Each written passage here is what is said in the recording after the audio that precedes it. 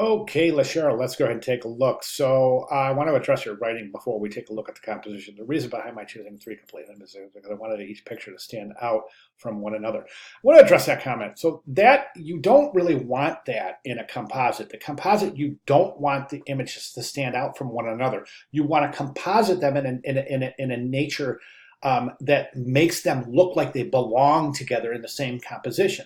That composition should have some sort of narrative quality that's telling a story, right? I love that view, so I chose the background, which is Colorado, a clear blue sky and some snow in the mountains. So beautiful. Star Wars is coming, and I started watching as a kid. A friend of mine got me this suitcase thing to put on my bags. Nerd for life. Yeah, I get that, but I want to talk about that in a second too. It's a perfect pick for the thing. I disagree. I don't think it's a perfect pick for the thing. Lastly, is the glamour shot I took years ago. Okay, by the sheer nature of this description, you're describing three totally unrelated situations for the pictures. So the reason I bring this up is because we're trying to tell a story with our composite work, right? So the images should not only fit together conceptually, but they should also fit together in terms of technical execution. So they should look like they belong in the same.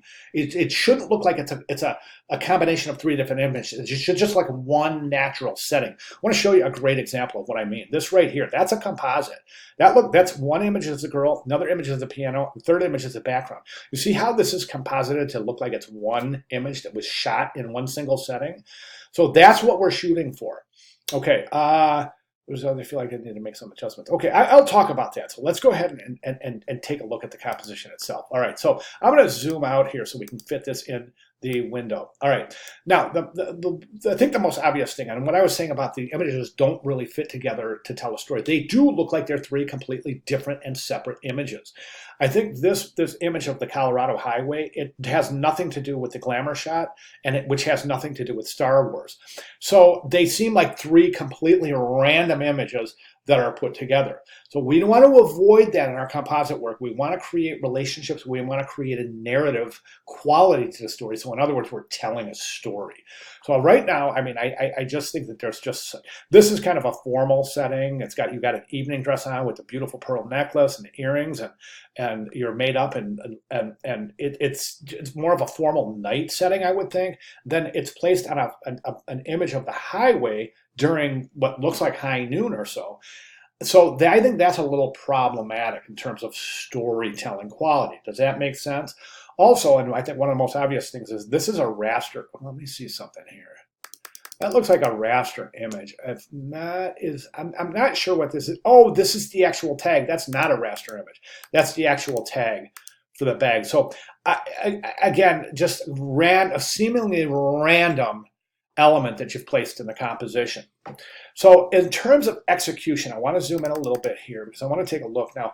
The selection over here, we can see you've got some good selection techniques all the way up through here. But then right here where we see the hair, especially the top of the hair, we got some problematic areas right there.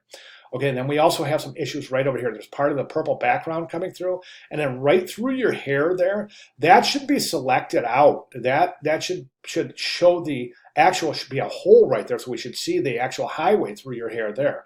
And that has to do with hair selections and refined selection techniques using a selected mask commands in Photoshop. Now, a really great technique for you to do is just just do a quick web search, do a Google search on how to select hair using Photoshop masking techniques. And it's pretty easy, specifically when we use refine mask and some of those commands therein. So I would recommend that you refine the mask. We can also see some hiccups right down here in your selections, right there.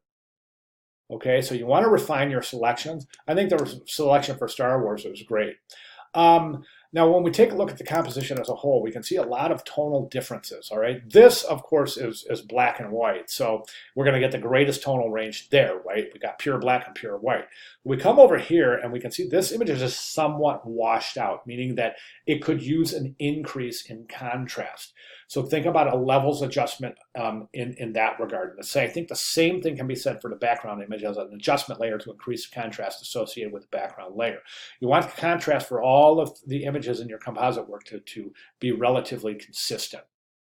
Okay, at this point, I recommend one of two things. Either go ahead and address the selection refine techniques here and add some contrast to the glamour shot as well as the background image. Or I would say just go ahead and start over and this time try to create a narrative, try to create a story with your composite as opposed to randomly selecting images and placing them together in the same composition. I don't mean to sound discouraging, LaCheryl, I really don't. This is all in the name of learning. So please don't take my comments as being discouraging. That's not my style at all. I'm trying to be as honest as I can. So, okay. So again, my recommendation, in a perfect world, I'd like to see you start over and create a story with your composite work. And you know what would be great for you is to go through and take a look at some of the examples and then take a look at my reactions and my video responses to those so you can see a lot of times those responses will be applicable to your work. And it's an open forum, so you might as well use it to your advantage, right? Okay, if you have any questions at all, please let me know. And if I can make any clarifications, I'll be more than glad to. So I'm right here, so any questions at all, let me know. I'll address them immediately. All right, thanks, LaCheryl. Thank you very much.